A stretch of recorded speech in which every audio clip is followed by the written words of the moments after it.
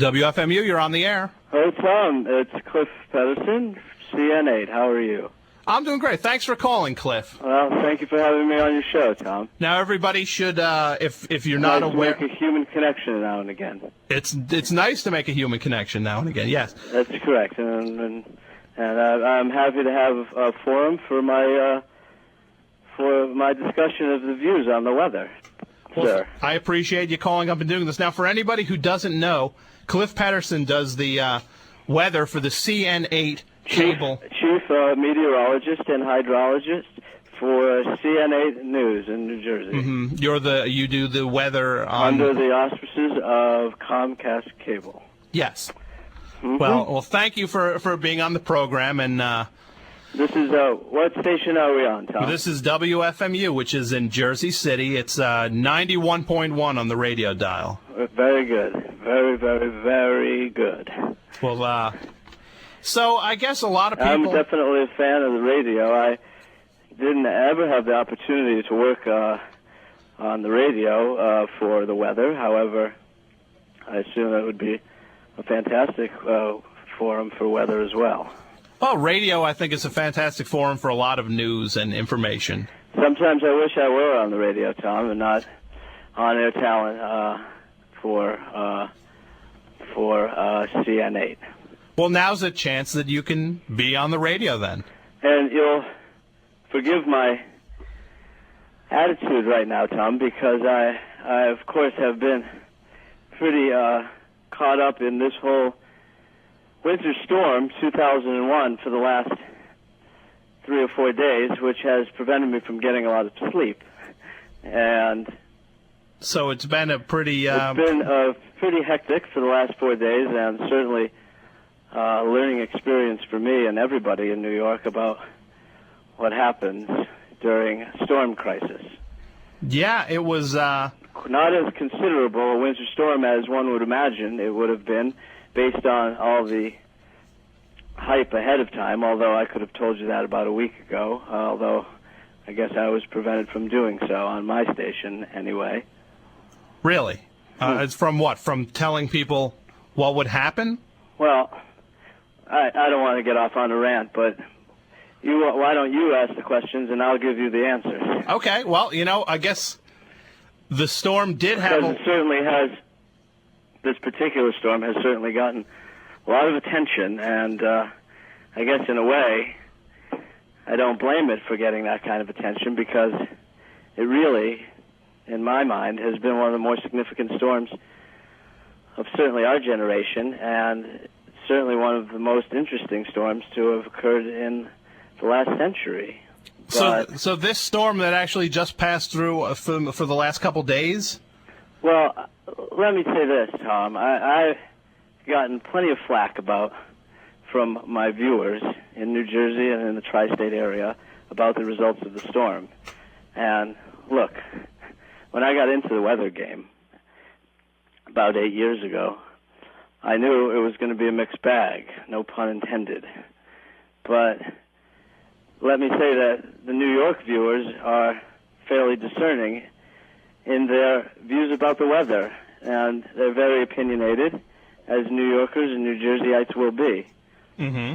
And sometimes you blame the weather person, and look, I knew that when I was getting in the weather game 8 years ago, and I emphasize game, because that's what it is. I guess it's a big game.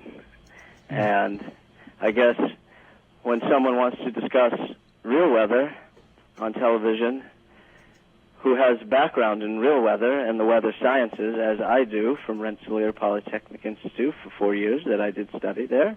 Mm-hmm. Thank you. With a degree in hydrology and the weather sciences and meteorology. Okay.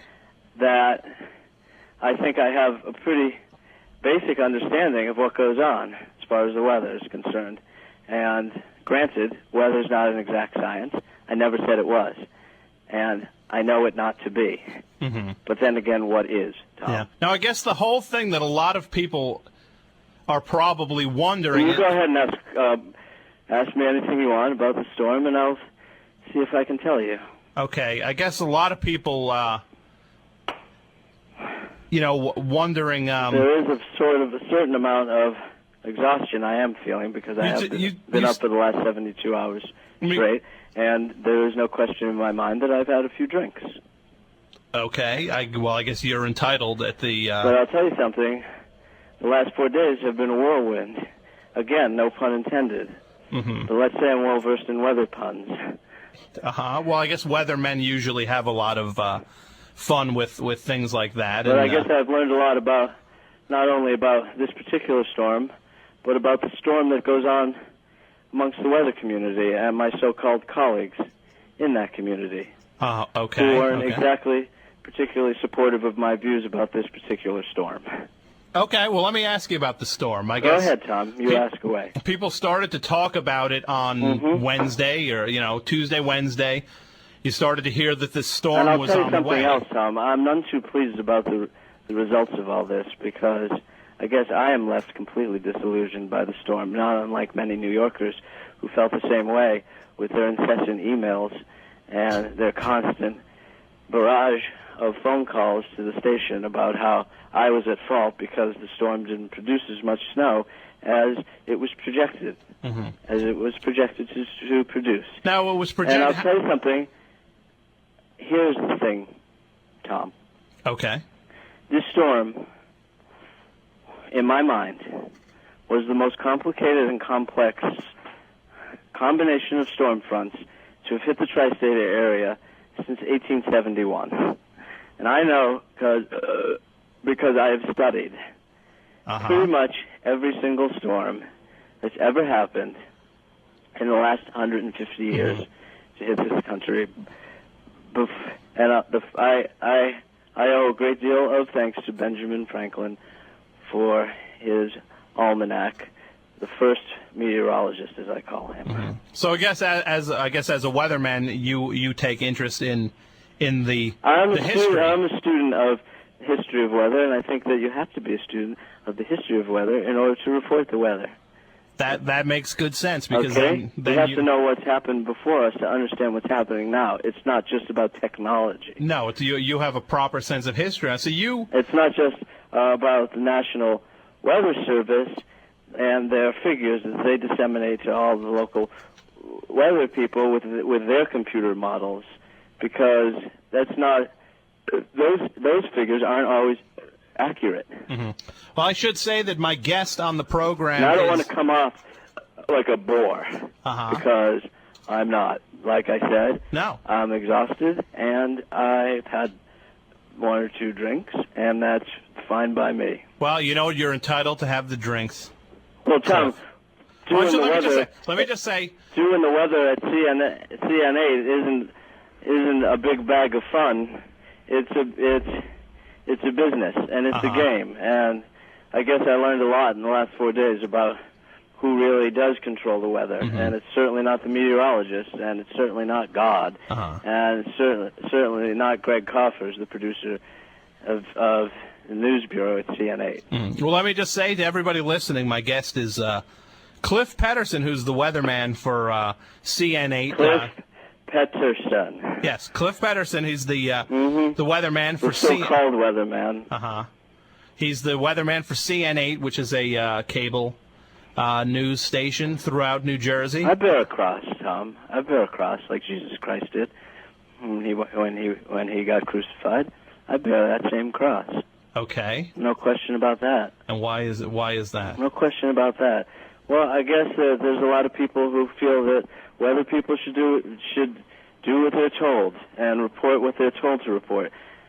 And I guess I suffered that indignity in the last 4 days and realized that I'm just a functionary, just like anybody else, a cog in the whole news wheel that tells you what everybody wants to hear and what everybody should hear instead of what really is. Well, let me just ask, initially when this storm started to come down, it's a whole pile of crap is all I'm saying. As far as I'm concerned, even though I take the weather very seriously because it's my livelihood, but maybe it isn't anymore. How much snow did you think we were going to get hit with initially? Well, look, here's the thing about quote-unquote Winter Storm 2001, Tom. Winter Storm 2001 was and I didn't project this, maybe until about 2 weeks ago, but Winter Storm 2001 was very complicated in its inception. There were many factors involved in why this was supposed to be a major blizzard, and at the same time, why it did not turn out to be the major blizzard that it was projected to be. Okay. There are many reasons for that, all of which I do not want to get into because nobody cares. Well, I guess if you're... But I guess everybody does care when they report that there's supposed to be 24 or 36 inches of snow in the tri-state area, and then everybody goes into widespread panic, and everybody's happy on the news because then there's more stuff going on, and then everybody can be happy at the news desk because there's a big blizzard coming, so they can have their copywriters write all that crap about big blizzard coming, and then New York and New Jersey go into a huge panic, and that's good for everybody involved, especially the corporations and Comcast and Greg Coffers, my producer, my so-called producer, and everyone at CNN 8. And, well, I guess my awakening came a couple days ago when I realized that maybe this is not for me, and the weather business is just that, one big business with no integrity. Well, you I don't want to come on your show, and I thank you for giving me a forum for expressing my personal views, but I don't want this to be like a big vomitorium of emotion. Okay, well, let's get back. Let's keep it with the weather then. If how much snow did you think we were going to get hit with? Oh, look, I, amongst many other people in my field, felt that this was going to be a major storm. About a week ago, I thought for sure we were going to get, I would say, beyond 20 inches of snow, between 20 and 36 inches. Okay. And, okay, great. It didn't pan out to be that way. Now, fine. I understand why it didn't. I understand that when the fronts converged, 4 of them, mind you, 4 fronts, which is almost unheard of in the weather business, Tom. 4 fronts converge all at once, and a maelstrom of weather patterns all over the tri-state area. You don't even understand how exciting that is for someone like me who studies weather and the weather sciences. You don't even understand how important that is. This is a magnificent event in weather. It's magnificent. It's never happened. You saw the movie The Perfect Storm? This one blows it away. Really? Yeah. So this actually was a bigger... I'm so sorry that some people died on a boat. Okay? I'm so sorry that some fishermen who were killing fish for a living died on a little boat.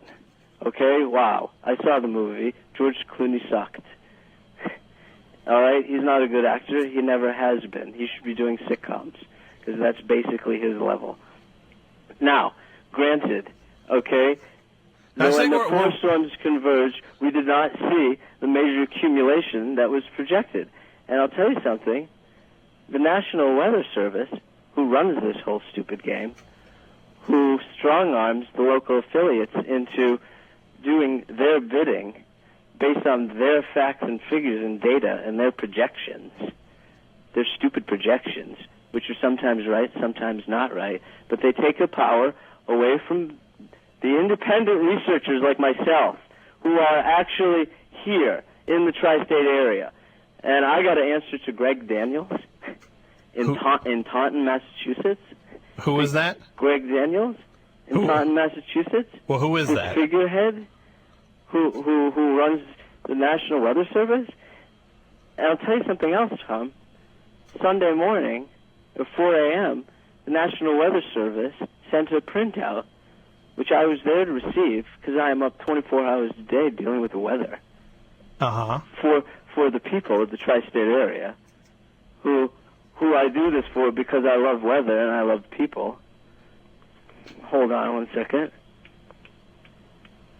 Okay. Okay, my guest is Cliff Petterson, who's the CN8 I'm just going to light weatherman. a cigarette, and I certainly haven't. I'm not a smoker per se, but under this particular stress, I guess I'm going to have a couple cigarettes. I guess you're entitled. Now, where do you think the failing came in from the Look, from the way that the like I said to you before, Tom, and I don't want to sit here and repeat myself over and over again to you, so that you can tell people whatever you want to tell them about, because it's your show, which I'm happy about. Great, you have your own show. I did once too, but I'm not doing it anymore because I'm resigning. You're resigning from what? From Well, that's why I wanted to call in. To be quite honest, Tom, I don't want to necessarily talk about the weather, but I want to talk about the problems in the weather business. Now, why And would I'll you? sit here and talk about the storm all you want. Uh-huh. Fine, I will do that. Now, why are you resigning though? I mean, that's over what? The fact that you were being strong-armed, you said? Well, there's a certain number of variables involved, Tom. Okay. And I'll tell you what they are. Hold on. My guest is Cliff Petterson, who's the weatherman for CN8, and I guess we're talking about the storm of the century that did not pan out. What a relief that was. Okay. Let me put my Peter back in my pants. All right. What were you saying, Tom? Basically, I was saying if you were inferring that there was some strong arm tactics going on, but the question I had. Tom, I just guess I didn't realize how powerful the powers that be are in dealing with the weather business. In the weather industry. And like I said before, I could have told everybody on Sunday that this accumulation was not going to be. The snow accumulation was not going to be what it was projected to be. And what everybody else was still everybody projecting else it to be. Jumping on the bandwagon, my so-called colleagues, did project it to be, and did not, to be quite honest with you, were dishonest with the public. And look, I'm no fan of the public, believe me. I've been doing weather for 8 years at CN8, and there are a lot of idiots out there who think that just by watching the weather, they know what's going on with the weather, but they don't. That's what I'm telling you. I'm telling you the storm was a hell of a lot more significant than you'd ever understand. Because I know what's going on in the troposphere. But how I know what's going on with precipitation. I know what's going on with the changes of temperature. And all of these factors collide into what happened with Winter Storm 2001. Now, a lot of people would say that how can this storm be so amazing if it didn't deliver the snow? Everybody wants to think that the storm.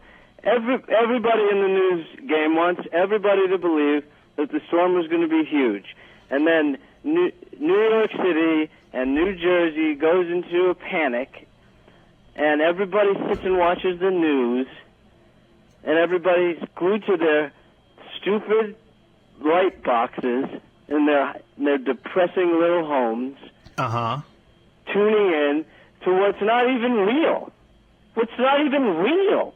Well, what's not real about it? It's all fake. It's all trumped up. It's all swept under the rug. I knew for a fact on Sunday, like I said, Tom, that there was not going to be significant accumulation in the tri-state area, except for certain hamlets.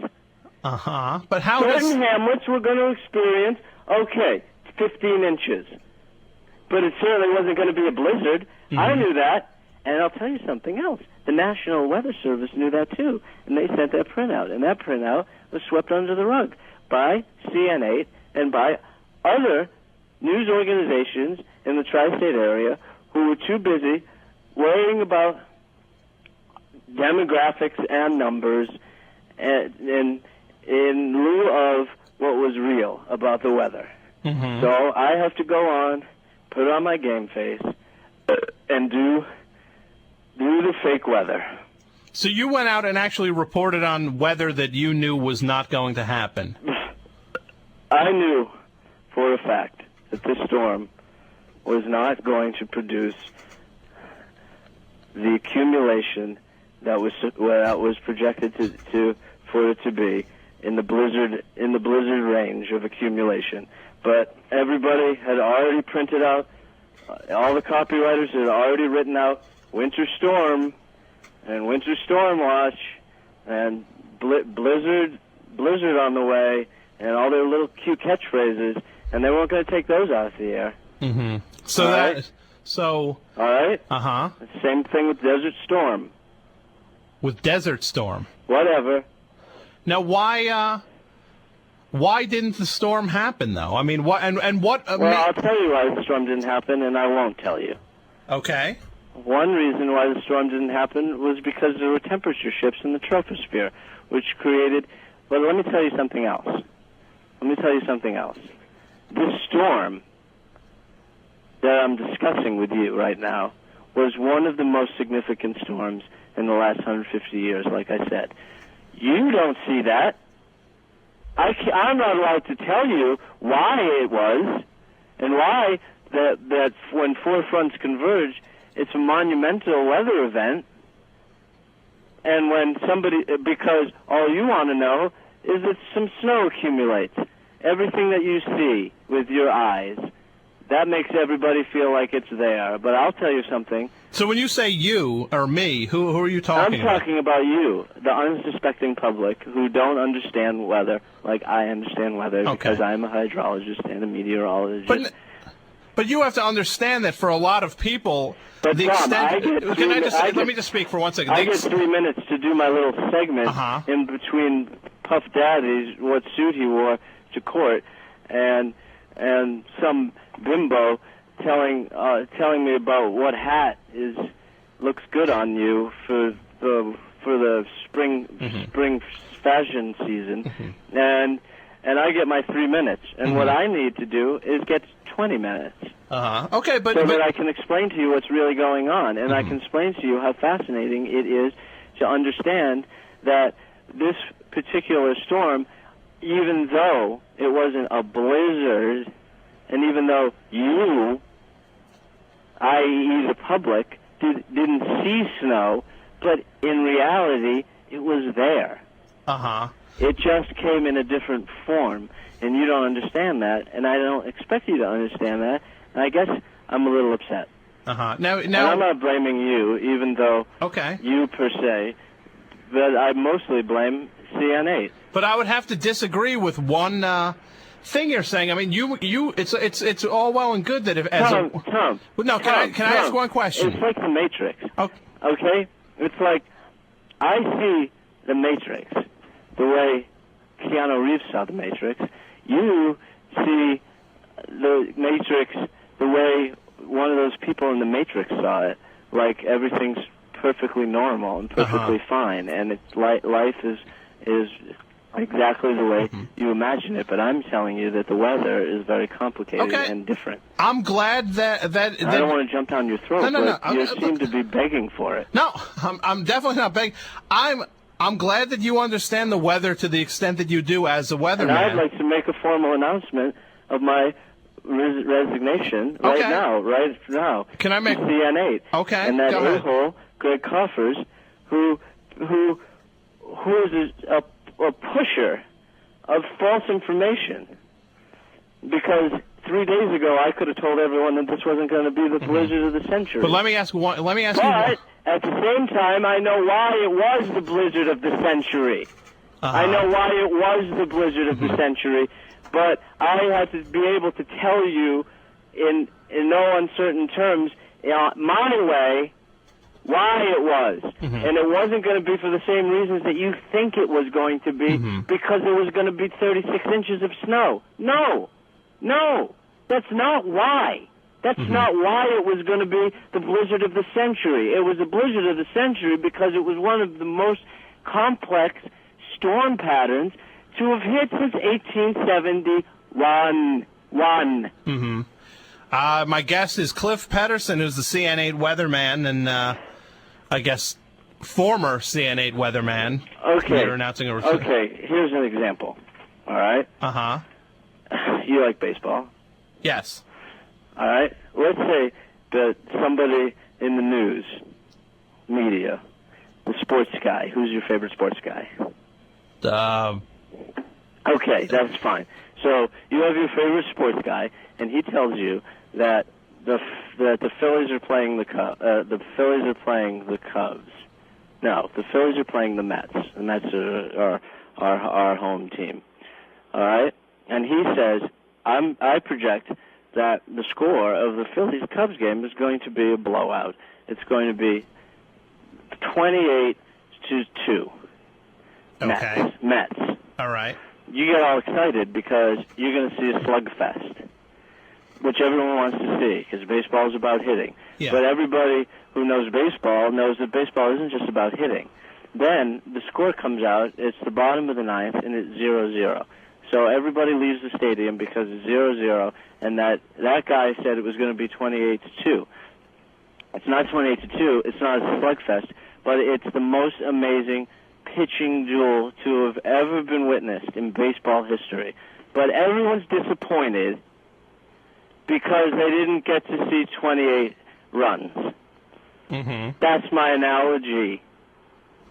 So you're saying that what happened... I'm saying what everybody missed was that it was amazing, that the game was 0-0.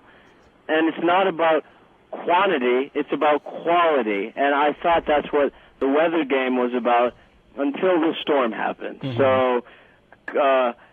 So mazel tov to me. Okay. Mazel tov to you, Cliff.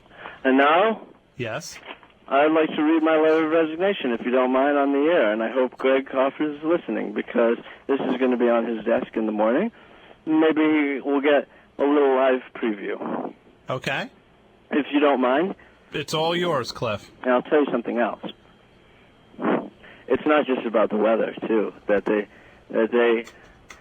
strong-arm you, and it's not just about the National Weather Service, which is one huge corrupt organization which perpetrates their lies on all of the affiliates and all the weather people, and that everybody has to do what the Weather Center tells everyone to do because they're the weather center, they're the weather service, they're like Microsoft. Mm-hmm. Okay. So, to whom it may concern, I, Cliff Petterson, my real name, and there, I said it. That's my real name. I'm Jewish. My name is Cliff Petterson, but thanks to CN8, I had to change my name because they couldn't accept the fact that there are divergent cultures in the society that needs to be heard. So I guess I have to be in some whatever. Okay. Some normal name from Middle America, not Jewish. Uh-huh. But, Are you straying from the letter now? Yes. Okay. I didn't know if this was in the letter. I'm Cliff sorry. Petterson, hereby resign as Chief Meteorologist and Hydrologist at CN8, effective immediately. Parentheses, dated 6 March, the year of our Lord, so-called Lord, 2001. I can play the game too, Tom. Okay. Well... After careful consideration of the actions of the News Bureau at CN8 and their parent organization, Comcast Cable, over the course of quote-unquote winter storm, dated 4 March to the present, I feel that ethical differences between myself and Greg Coffers, producer of CN8 News and Weather, grew to irreconcilable proportions. These differences are as follows. 1. Information brought forward by my independent research over the course of quote-unquote winter storm was willfully disregarded by CN8 and ipso facto went unreported. This is a breach of responsible weather reporting with which I, as a meteorologist, cannot justify simply for the purpose of corporate exigency. 2. CN8's complete lack of professional integrity with regard to the National Weather Service question, parentheses, attached as Appendix A, entitled Politics and Cronyism, the Coercive Forces Behind the NHS. Sorry, the NWS, which is the National Weather Service, aforementioned, which I was telling you about, Tom. CNA's complicity in the dissemination of questionable weather information should not be tolerated and should not go uninvestigated by the FCC. Weather is not entertainment. Weather is not commerce. Weather is truth. And I stand for truth first. Apparently, CNA does not. Stand with me in this respect. Sincerely, Cliff Petterson. So, there you go. So that you actually are stepping down immediately. That's correct, sir. That's what I just said. That's what I just did. I understand that. I'm just, the impact of it was surprising. I hope I have you on my side, Tom, because I certainly probably don't have any of these idiots listening to your show on my side, because they're all just concerned about how it affects their lives and tell me that there's going to be a blizzard, because blizzards are exciting. Well, let's take a call here. The phones have been ringing. The number's 201-200-9368. WFMU, you're on the air. Get this drunken idiot off the phone. Shut your mouth, idiot. You should send him out to Boise, Idaho to play on the Sergeant show. Oh, I don't know what you're talking about. You're probably too busy stewing in your sub-basement apartment worrying about the blizzard that wasn't. Well, which don't you worry. know nothing about. Don't worry about that, Cliff. The phones are still ringing, so let's get another one on here. WFMU, you're on the air. Hi, this is Richard Moody. I'm a friend of Cliff's. Can I speak with him? Can you hear him? Cliff, this is Richard. Hi, Richard. How are you? Richard Moody, my friend. Why are you drinking, and why didn't you call me your sponsor? What are you talking about? You're drinking and you're on the radio. So what? I'm drinking and I'm on the radio. So I'm drinking. So I didn't call you. I don't want to call you. I don't want to. It breaks my heart. I mean, if you're going to be drinking, you should call me. Oh, please. Don't play your violin sonata for me, Richard. By the way, Tom, Richard Moody works for WNBC as a weatherman himself. And he's part and parcel of the problem. And personally, I think Richard is a nice guy. So you are a friend of Cliff's, Richard? Yeah, I'm his sponsor. He's a friend and a colleague. And we are both members of an alcohol abuse program. Yeah, you can say what it is, Richard. It's called AA. What? It's called AA. You can say it. But we posted on the bulletin board as Weather the Storm. And as a what? sponsor, Turn him up, Tom. I can't hear him. Can you speak up, Richard? Can you speak up a little bit? I'm sorry. As a sponsor, the program inside the coffee... Oh, yeah, he's going to sing a song about how we can't talk about AA because it's not appropriate. Well, AA is stupid. And it's not stupid. I didn't mean to say it was stupid, but it's not stupid. But AA whatever. I had some drinks, so I didn't call you. So what? What I'm more worried about is how you're part of the problem, Richard. You're part of the... With your fake Doppler 4000, that's not even real. That's not even real. Track a storm like I track it, Richard. Track it in the real way that you learned about in school. Where did you go to school, Richard? I went to Gonzaga. Went to Gonzaga. That's a very good weather science program. We both know that. We've had this discussion. The real issue here isn't whether the weather is real, because, of course, Tom knows it's real. Mm-hmm. The real issue is Richard. you had too much to drink, and you should have called me, and you need to deal with what's going on in your life. Let me tell you something. Let me tell you something about the program. You're another depressed weatherman who finds solace in the bottle. No. You were doing so well. Let me tell you something about the program, and I'll tell you, Tom, because you're on the line. All right. I have been drinking solidly for the past 8 years, and I make no bones about it. What? You heard me, Richard. Okay, the big secret is up. I have had drinks all the way throughout. And every time I've called you and told you that I feel weak and I'm about to drink, I was drunk at the time. Wow. All right? So this is during Richard. This is during whatever your recovery? Well, I feel like a... There's no recovery. I am recovered. No, you're recovered from birth. Suicidal weatherman who's being I'm not going to kill myself. A very successful career. I'm not going to kill myself. What I'm going to do is go do the weather right, the way it should be. What do you mean? Now, if you're Cliff Petterson's way to do the weather. Honest weather for honest people who want to understand the weather. Not people who sit and watch these corporations disseminate false information about the weather, which is completely wrong and unjust and unfair for people. For people. Now, if you're giving up your hosting job, where do you plan on telling the weather? I'm starting my own network, Cliff Petterson's Weather Network, and I'm going to do it whatever. I'm going to do it if I can't do it on television. I'm going to do it on the internet. You need to make a pot of coffee, and you need to get someone over there to talk to you because you're very upset about the storm. Richard. What? Richard, listen to me, okay? You're upset about the storm. Yeah, I am upset about the storm. Aren't you? Aren't you sick and tired of being a puppet? No, Are you sick and tired of being a mechanical doll, a robot? A robot for WNBC and fake Doppler 4000, which doesn't exist? Which doesn't, because all you do is get your information from the National Weather Center like every other goddamn channel and every other goddamn news organization in some legitimate number crunching over there. It is not. It is not. And it is not legitimate. You know it isn't. You know. You're going to sit here and badmouth Janice Huff. I don't think that's Richard. A problem. Okay, Richard. Let me pose this question to you, sir. And it's not because I'm drunk and you're sober. I know. It's because did you receive the National Weather Center report on Sunday at 4 a.m. like I did? No comment. No comment? So you that no was comment.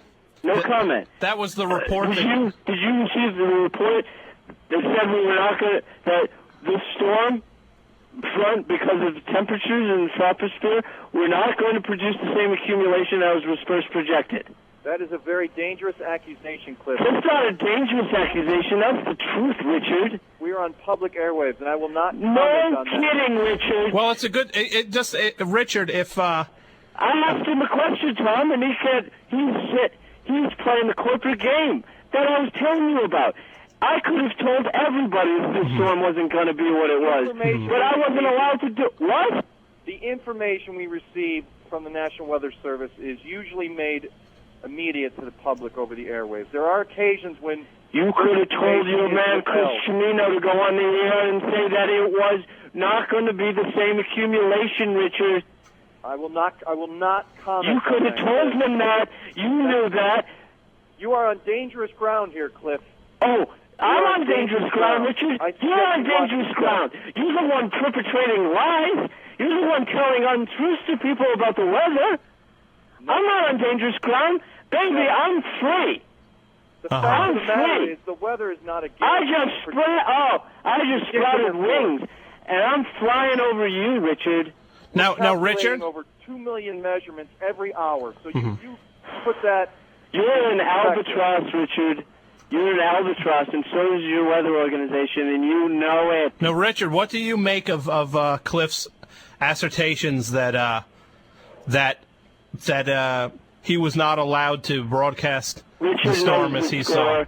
Richard knows the score. He just can't say it because he's too busy worrying about his job and his $180,000 a year that he gets to sit and watch fake computer graph on fake Doppler 4000. That's what Richard's concerned about. And that's not what I'm concerned about anymore.